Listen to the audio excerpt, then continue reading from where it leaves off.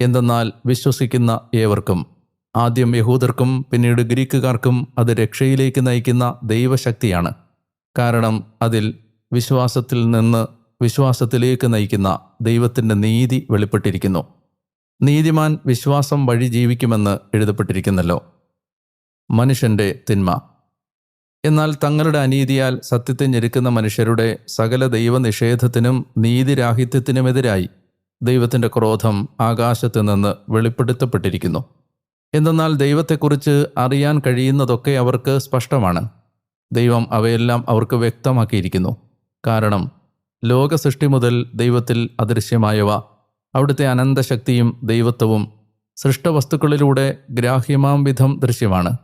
അതുകൊണ്ട് അവർക്ക് ഒഴികഴിവില്ല.